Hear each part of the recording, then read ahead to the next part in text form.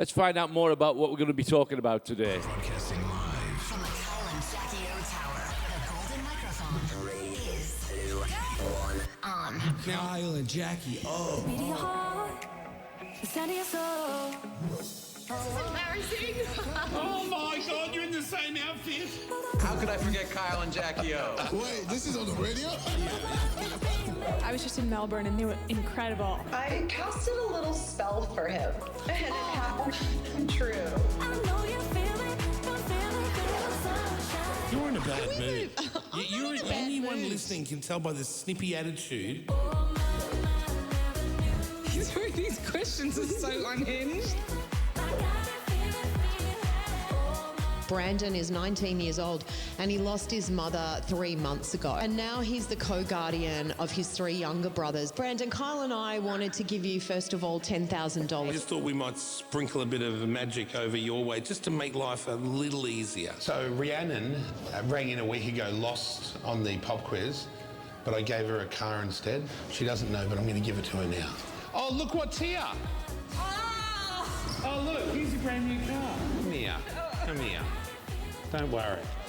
Enjoy your family, enjoy the car, and I hope things change for the better.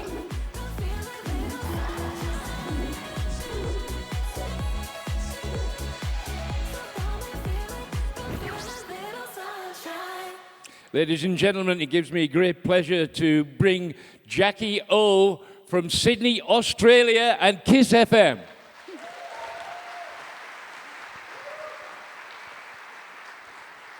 Hey, thanks for having me, guys.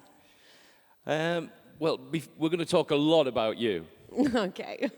Because we've got the book.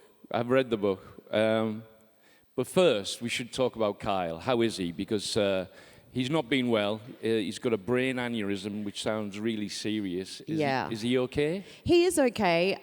He recently got diagnosed with the brain aneurysm after having a few scans, and ultimately they decided it was riskier to operate, and so they're just going to monitor it at this point. But he's a bit of a mess at the moment. I've got to say, he's got a heart aneurysm. He's got, I don't know, he had a colonoscopy 2 days ago, and there's a lot of things going on with Kyle.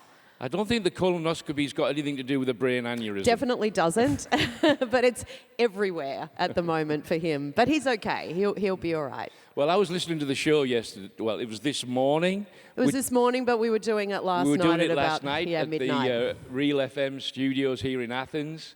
And he sounded fine. Yeah, he's good. Like, he pushes through, you know. We've been on air for decades now, and we all have our ups and downs, health issues come and go. And, you know, I think he's going to be okay. We just need him to look after himself a bit better. He's got some bad habits. Well, we're going to talk about the whole truth. Yeah. Let's go way back to the beginning. You started on radio on what was called in Australia then the Hot 30, which was the mid-evening show. Yes, so that was a countdown show playing the hits back in the days where there was no Spotify and you couldn't stream your favourite songs, and so those shows were really popular back then, as we all know, and so I started doing that from 7 till 10 p.m. When did you first start working with Kyle? I think it was maybe at the end of 1999, just clicking over into the year 2000, we started working together.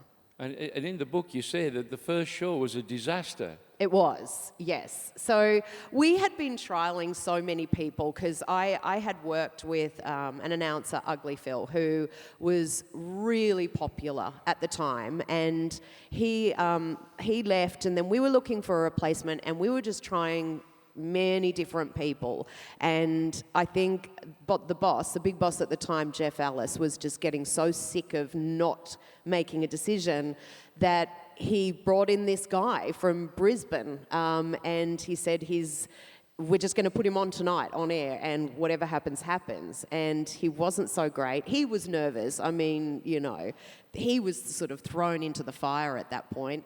But night number one, he didn't know anything about pop music. He mucked everything up. He hung up on Victoria Beckham 3 times. We never got her back. And it was just, that was it. I was like, this is never going to work. What are they doing? And then, I don't know, the next night he came back and I swear he must have been cramming or something because he knew everything and he just started nailing it. And so thankfully, they gave him a bit more of a chance and At what point did you realise that this had legs, that this was going to work? That's a good question. It took about maybe a year to get there, I think, easily.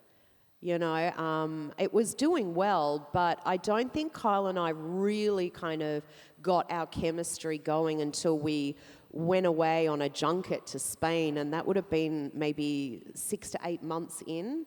And on that trip, we really kind of, you know, it was a tricky trip. It wasn't a fun one. We were met with loads of challenges, and I think through that we bonded, and then that's kind of when it really started to kick off. Because we talked in the programming summit that Nick was hosting yesterday about chemistry. Yeah. And it sounds like that trip was your chemistry test. It was, yes. And I don't think we'd spent enough time together outside of doing the show hours. And I think that's so important that you do create kind of those memories and try to sort of get that bond going, because that's what gets the chemistry in time. Chemistry is... It doesn't come necessarily immediately, especially in radio. I think it's something you have to work at. And I think through time, our chemistry has gotten better and better. And now we just know each other so well. I know he knows what to say to, you know, for me to be able to deliver a line and vice versa. We kind of just are 2 steps ahead of each other. But I think that, you know, I would say over the decades, it's gotten better and better. But I think these days they put radio shows together and they just expect it to be amazing, but it just really doesn't work like that, you know? Those things do. You need to allow it to develop and to breathe. Do you think I'm going to talk about Frenzal Rom? Oh my God, yes. But which was a negative experience for you. Yeah, it really was traumatic. But it sort of turned into a positive experience for the show because Kyle took exception to how they treated you. Yeah, I mean, if you don't know the story, I was asked to introduce, God knows why I was asked to do this, but to fly to the Northern Territory, there was some sort of festival happening, and I was supposed to just introduce this band on stage. And they were like, you know, pretty heavy rock band, and they came out on stage, and they were like, why the fuck is Jackie O here? And I was mortified, and I went back, and I remember telling Kyle, I was like, damn, this band, you know, they said this on stage. Kyle went on air and tore them one, right? And he really ripped them to shreds, and so begun this huge feud with the audience. Because Triple J is sort of like Radio 1, let's say. Frenzal Rom hosted a breakfast show on Triple J, I think, at the time. And so there was this huge war that kind of broke out between their listeners and ours. Actually, our listeners didn't go to war. It was just the other side going to war with us. And so it was pretty horrific, the trolling, and it was my first experience with that. You know, I was pretty young too. And so to just be hit with, you know, messages and just the trolling, it felt endless. And when it happens to you for the first time, you never forget it because it feels like your world is ending. You know, it's pretty hard. And then I think I always see that as a bit of a blessing in disguise in some way because it really toughened me up. And the next time it happened, which invariably with our kind of show, you know, it does bring about some, well, people talk about it. You either love or hate it. And so there's always going to be moments where people are against you because of certain things you may have done on air. And so the next time it happened, it wasn't quite so difficult. And yeah, it kind of, you know, now it's water off a duck's back. Well, feuds on the show seem to be an important part of the show now. Well, I don't want it to be that way. But yeah, Kyle likes to have a feud going. Which makes it entertaining, I guess. Has he got a feud going at the moment? Yes, he does, actually. There is a comedian, Dave Hughes, who was on the breakfast show on Today FM, so our old station that we left. And they recently sort of got replaced. And Dave came out in the press and said, I have no sympathy for Kyle and his brain aneurysm. He, gets no empathy from me type of thing. And so just last night when we were doing the show, it was on, as you can imagine. I was listening. He went off on one. He did. Yeah. Let's get back to you and the Hot 30, and you're offered breakfast. Yeah. And you weren't sure about breakfast. Do you not like getting up early? No, it wasn't that. It was, we'd gone from the Hot 30 to do Drive, and it was, so those drive hours are so great, but it wasn't really the hours. To me, it was, I'd seen in breakfast radio how if you don't succeed, that's it. You're done. You don't get a second chance. So I was worried about that, I knew we had a great show. We were on the Drive slot. We were doing well. Let's just stay here. Why do we have to risk it? That was my concern. And Kyle's like a roll the dice kind of person, and he has such belief in anything that we do. So he was like, no, we're going to be great. It's going to work. And so I was just fearful of like my career being over if it didn't. You did go on breakfast. You quickly went to number one.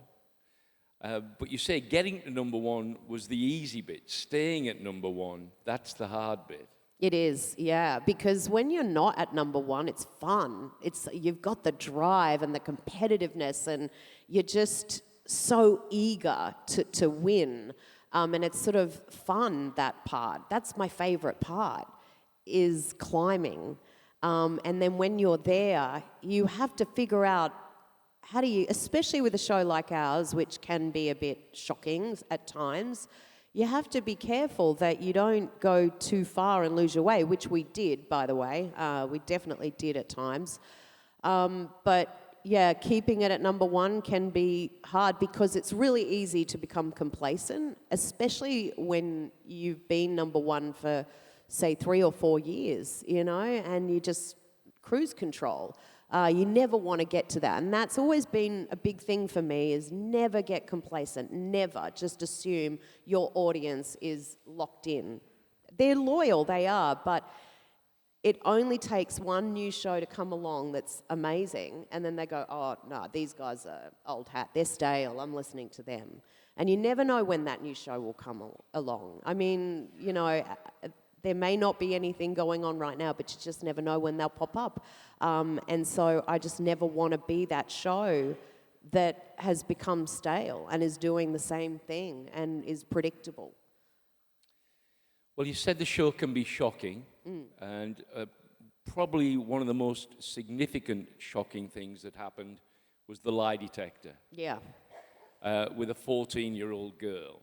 Yes. Would you like to tell us a little bit about how that all came about? Yeah, so we had this lie detector and we used it for segments where people might put their partner on there if they're suspecting them of cheating. It was very Jerry Springer. And it was fine in terms of the lead up to that moment. It was okay because they were pretty harmless topics that were happening, and they were amongst adults. And then one day, a mum wanted to know if her daughter was doing drugs, and she came in with her 14-year-old daughter, which, obviously you look back on now and go, why? Why would we even do that to begin with? But it went a bit rogue, and then she said that because the mum suddenly asked, have you had sex? And we didn't know that was even going to be a question.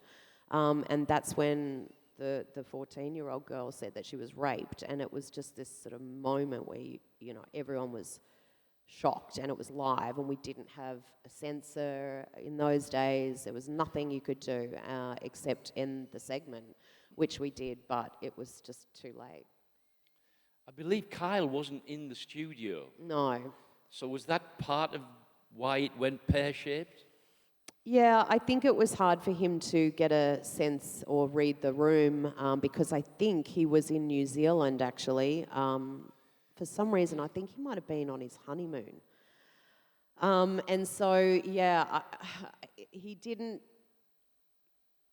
get a feel for how that energy felt. And so he didn't end it. He followed it up with another question, which appeared very insensitive. And so I think that was kind of also added to the how terrible that segment was ultimately.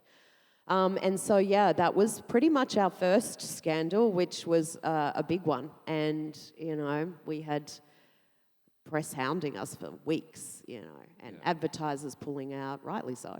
It was huge. I mean, was. You know, it was all over the British press as well. Yes, yes. So it was everywhere. And I'm just going to read out a quote from you from the book during this period. And you say, even as these events played out, our ratings continued to grow. It was odd to be experiencing professional growth at the detriment of my own morals and values. So you were obviously in a state of turmoil about this as well. I mean, the thing is that obviously that was never planned, that particular moment. And so the unfortunate thing is that when those things happen, they're usually because it's something not so great, but the ratings do go up. And that is not intentional. And I think when things happened after that, there are a couple of other things that came up, and then it started to become people saying they're doing it deliberately, which I can assure you we definitely didn't. But when you see the ratings go up, it is, I guess it's natural that people want to listen in more.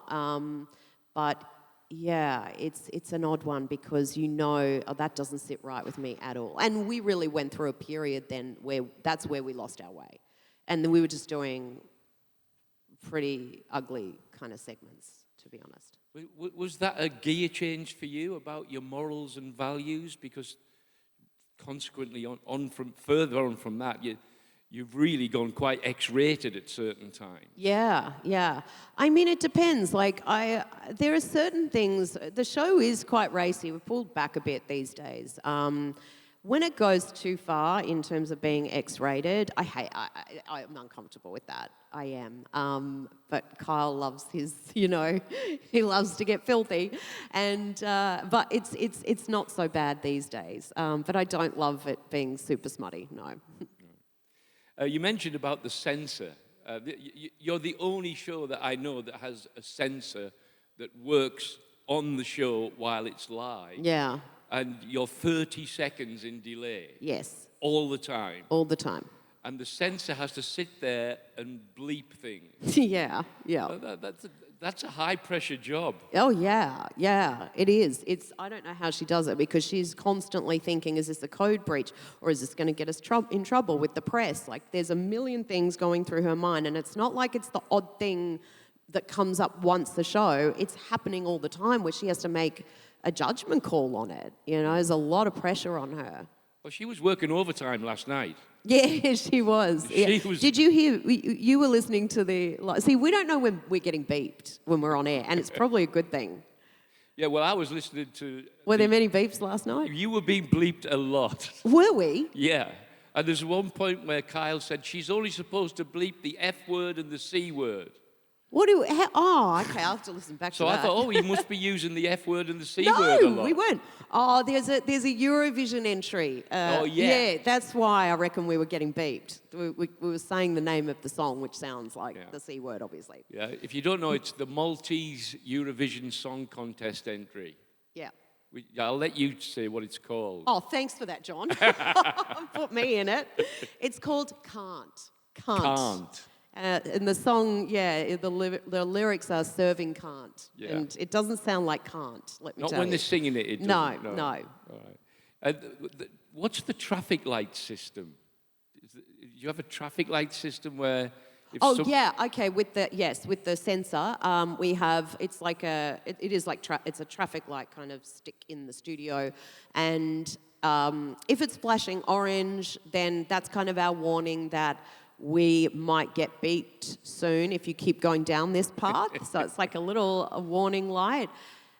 Green is when we have been beeped, although that's not always accurate because there's two ways to beep the show. You can go back in time and beep it, or you can beep it live. And I think only when she gets it live do we see the green flash.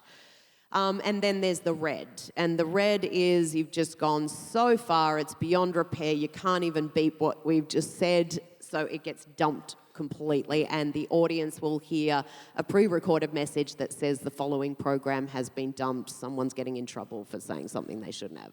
You see, I would have thought when it goes amber, that's just going to fire up Kyle to try and make it go red. It does. No, he says, stop flashing the light. I'm not saying anything bad. So, yes, it's quite antagonistic, that orange one. How often is the whole 30 seconds used on the dump? Do you know? Oh, how often do we dump, you mean? Or... Well, the whole 30 seconds. Yep. Last night she seemed to be dumping like 2 or 3 seconds at a time. Well, the beeping... bleeping it. Yeah, so she's bleeping... I don't know. It depends what's being said. Right. Sometimes it can be little and sometimes it can be 3 seconds. But, yeah, dumping is just a complete wipe of the last 30 seconds. And, yeah, then we get to live. Let's get off this. Let's talk more about how your career progressed. So you're flying high, you're at Today FM, everything's pretty hunky-dory, You're number one, and then I think from the way I read it, Kyle decides that it's not okay at Today FM and you're going to go across the road and you're going to go to Mix, but you're going to go to Mix and change it to Kiss. Yes. Is that what happened? Did Kyle just decide this and didn't consult with you? Yes. Right. Yes. I'll never forget that day. I had just purchased a house and I'd spent quite a lot of money. I had a big mortgage. I just built this house. And it was Halloween, and my daughter was young. It was her first Halloween, and I had decorated the new house with everything and was so excited. We were getting ready for the kids to start knocking on the door. And about half an hour before that, Kyle calls me to say, Dal, I've just let Today FM know we're not coming back this year. And he goes, between you and me, we're going to go to Mix. But I've already let them know. And I was like, what? I just was in shock. And I was like, Kyle, you can't do... I've just got a mortgage. He goes, don't worry, it'll be fine. It'll be fine.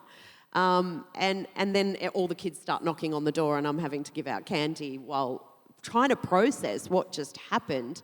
Kyle likes to...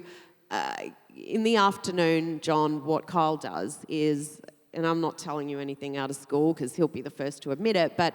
He likes to smoke weed in the afternoon, and then he does these crazy things always on the weed. And he comes up with these ideas, and that's when he came up with the idea, you know what, I'm just going to go to Mix and we'll turn it into Kiss and we'll create our own station and we'll go somewhere where they appreciate us. And that was that. And he was stoned? Yeah. Yes. Whenever Kyle calls me in the afternoon, I go, I'm not taking that call. I'm going to be on the phone for an hour and a half because he loves to have a chat. I obviously work with a lot of morning shows. I would have thought if one of the hosts did that to the other host, that would have been it. Not many would have survived that. But you just seem to be able to take it in your stride. Yeah, look, I mean, I was not happy. I really wasn't. But I was willing to hear it out because Kyle has done this so many times, things like that, you know. And every time he's done it, it has worked out. So I did like the idea. I didn't love what was happening at Today FM. Today FM weren't really coming to the table with anything, and they were delaying and stalling, and we really didn't know where we stood. So it wasn't like, you know, everything was hunky-dory there. There was a part of me that thought, yeah, this is probably a smart move if we can pull it off. But there was just so much going through my head in that one phone call, you know. Well, it did turn out to be the best thing that you ever did. This is why I have to, I have faith in Kyle. Tell us about the last show on Today FM. Oh, God, yeah. I'd rather not because it's like I felt so bad with that because we had worked there for many years and, you know, they were so good to us for a long time. It didn't work out in the end. But they thought we were obviously retiring. We didn't say where we were going because, you know, they'd take us off air for a while and they'd put on a new show and we didn't want to give them that opportunity. So we just said, that's it, we're finished with radio. And so they put on this huge spread and really kind of made a big fanfare about it, and all staff came to watch the last break. And there were about 250 people outside our studio, which is a big fishbowl, and they were all cheering and applauding. And we came out and everyone's congratulating us. And I just knew that in 15 minutes, Mix are going to make the announcement that we're coming over. And Kyle just said to everyone, I'm just going to the bathroom, I'll be back. And of course, he was gone. Yeah. And I went down with him to have a cigarette. And I said to him, I just can't. Like, I can't leave like this. I've got to go and say goodbye. And he said, fucking good luck with that. And I thought, nah, I can't. I'm going to do the right thing. I'm going to go up there quickly and say goodbye and get out, hopefully, before this happens. And I walk back up and I just see everyone, all the programming department at this sort of central island desk that they all kind of shared, and all of them are like, they've got their headphones on, they're hearing, they've been text something, and they're listening to this announcement, which I think went for like 5 minutes. It was this huge, epic kind of announcement. And I just sort of thought, oh, what do I do now? And so I left, and they started ripping down our posters instantly. It was not pretty, and it was horrible. And I don't love that. I really don't. But far out. We didn't really have a choice. Yeah. Well, once again, I think Kyle's instincts were right. His were right, you know. Yeah, I should have followed suit there.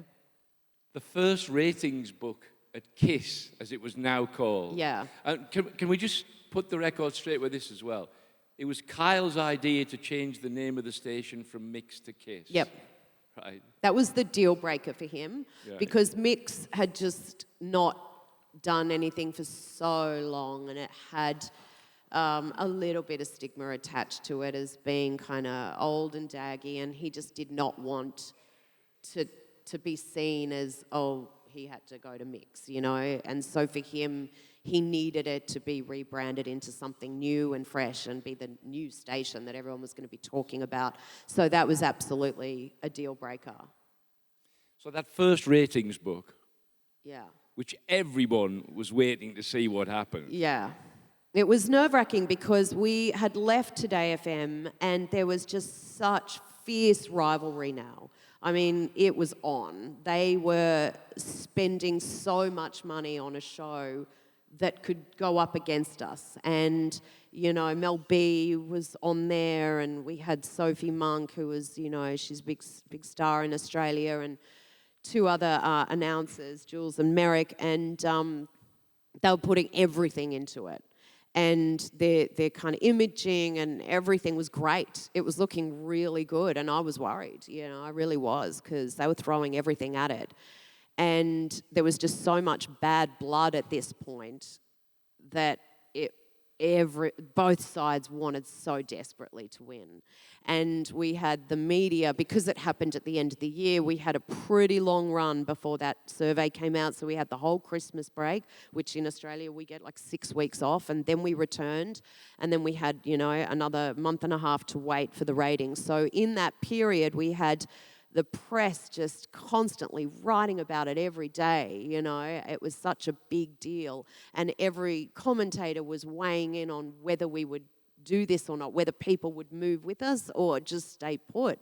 And a lot was saying, you know, it wouldn't work. And so we really, like, you got your ego was on the line, you know. I can't sort of put it any other way. It was ego, and you just thought, if this doesn't work and no one comes over, we're going to really have egg on our face, and they're going to be laughing. And so it was a big build up to that day. And I just remember driving into work and feeling so anxious and nervous and having no clue what was going to happen. Because it really hadn't been done before, you know, on FM radio. It had with AM, but not with FM. And so when the ratings came on, we were still on air. I think it was around 9:20. And I just saw, like, the CEO and our executive producer and just a long line of staff all coming in. And they opened the door, and my executive producer just went like this. And I just was like, I honestly did not think we would go number one. I just wanted it to increase enough where we didn't look like idiots. But to go from, because Mix was right down the bottom, right down, it was last. And it literally just went like that. Every single audience member flicked the switch. And it was a great day. I can't lie, it really was. Yeah. Well, it's one of the only two worst to first stories in radio history. There's Z100 and there's Kyle and Jackie O. Oh, there you go. Yeah. Yep. It was historic. Yeah, it really was. It was a big moment, like one of the highlights for sure. So the show's evolved organically. Yeah. Yes.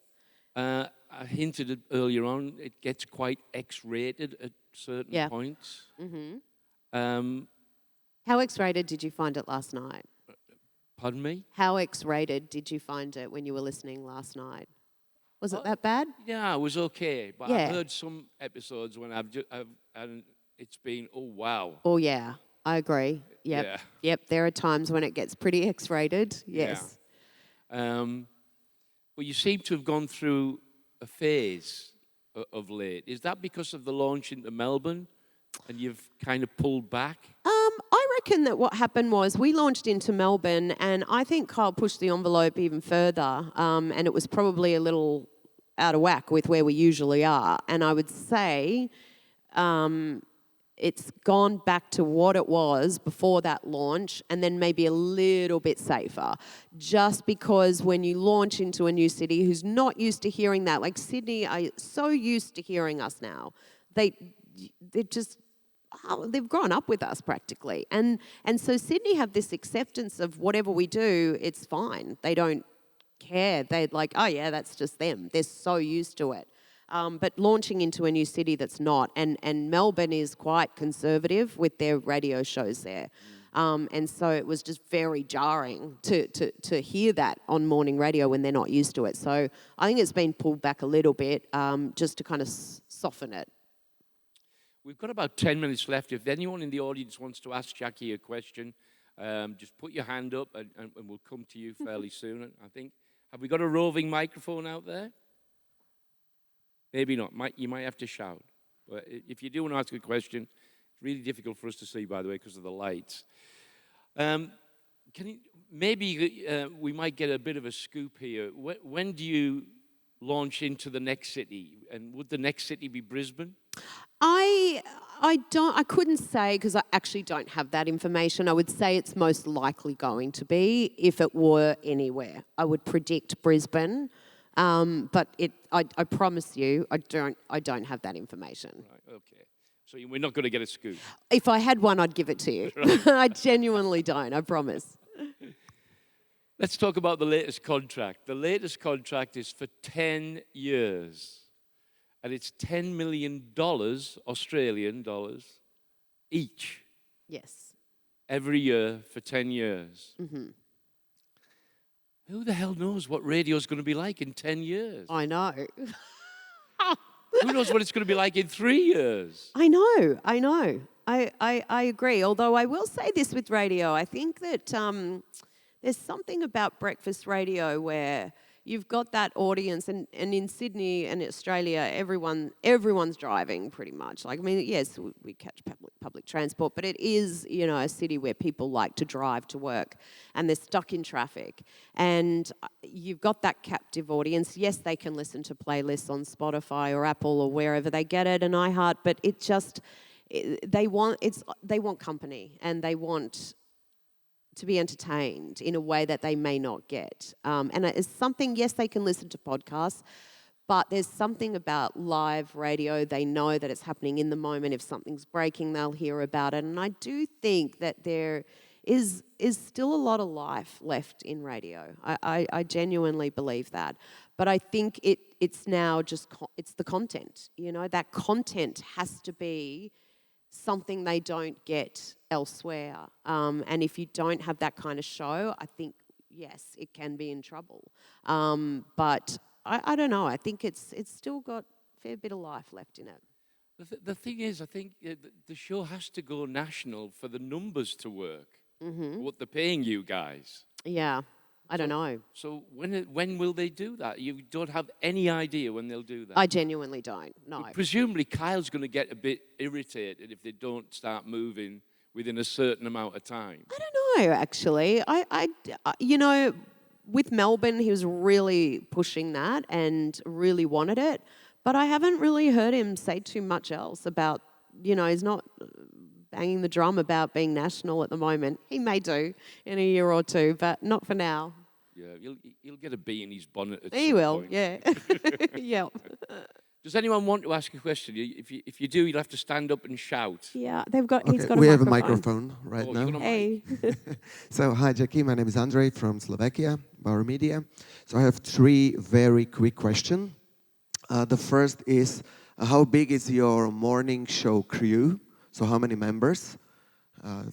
And the second one is, how your everyday preparation for broadcast looks like? And the third one, how often Kyle pisses you off? Did you get any I of that? didn't. I think he asked how much do I pay for my mortgage. I'm pretty sure I didn't get that right. Does it, Gemma? Did you get it? Sorry, I'll just. All right. So sorry. the first is, how big? It's so echoey up there. I You can. understand. It's literally reverberating. Yep. Yep. Okay. Does Kyle ever pick me up from work? No, he doesn't. Kyle doesn't pick me up from work. We drive in separately.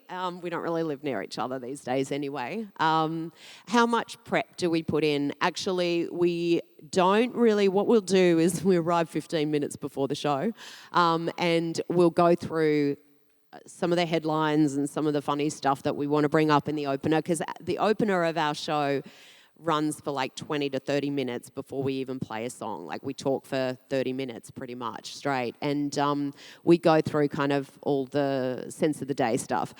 So we do that, but after the show, we prep for the next day in terms of where we want to place things, what kind of segments we want to do, and then the rest we like to do on the fly, just because Kyle and I, our style is not to over-prep, to be honest. If there's something we don't know about, there's probably thousands of people listening that don't know either, and sometimes it's good to have it explained to them and us. So that's just our style, which is convenient. And then, what was the other? Oh, how big's our production staff? I reckon we have, with producers, I think it's about 8 producers, and then we have sound production guys, and yeah, there's probably like in total with the digital team about 12 producers. Yeah, Don't so forget the bleep almost- woman. the what? The bleep woman. Yeah, that's true. The censor. There's 2 censors. 2 cents. Yeah, there's 2 censors, always on the desk. Anyone else crazy. got another question? If you do, can you stand up, please? And speak very slowly. Anyone? Any more for any more?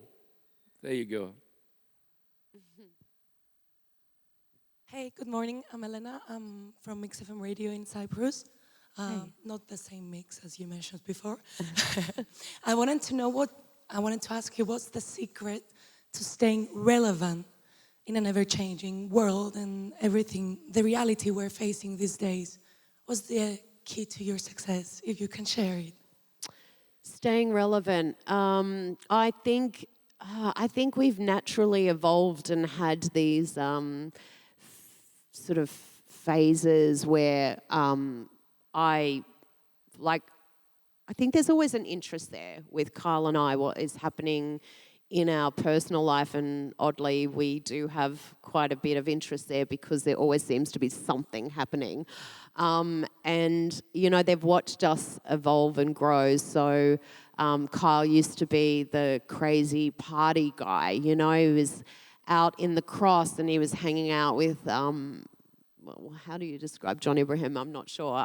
But underworld characters, right?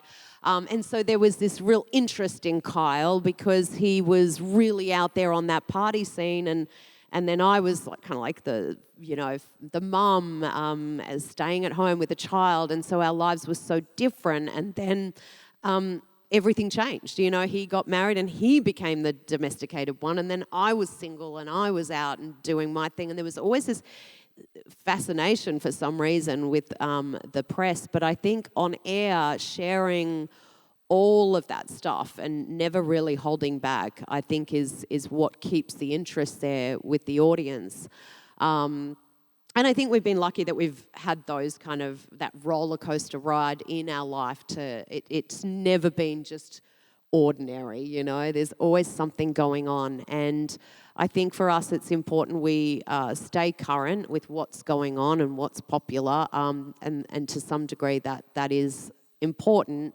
But I think the most important thing is just always being real as we can, and sharing that with the audience. And for some reason they have stayed there and they've kept interested. Thank you. Jackie and Gemma do a great podcast, and I strongly recommend that you have a listen to that. It's called Besties. And on that podcast, though, you did say that you would walk away from the show and the 10-year contract if things weren't right. Yes. Yes, I would. I do. I think, you know, the older you get, you want to, you know, it's important that you're staying true to yourself and that you enjoy what you do and it feels authentic. And the minute it doesn't, I don't ever want to feel bound by this contract where I'm driven by money. I've never been driven by money in my career. And I always want to stay true to that. So if it doesn't feel right at any stage, I would be prepared to walk away from that. Well, you know, I don't use the word genius very often. And I just thought I'd mention that, by the way. No, seriously, I really think in the world of music radio, Kyle and Jackie are geniuses. And I fully expect you to fulfill the 10 years. Yeah. And go national as well. Well, fairly soon. I'll keep you posted. Ladies and gentlemen, put your hands together. Jackie O. Thank you.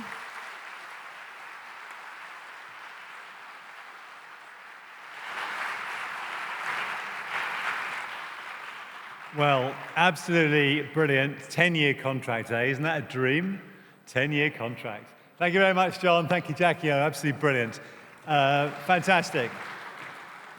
In this room next, it's going to be Scott Mills, who started in commercial radio, went to Radio 1, has recently taken over The Breakfast Show on BBC Radio 2. Scott Mills in here in 15 minutes. Thank you.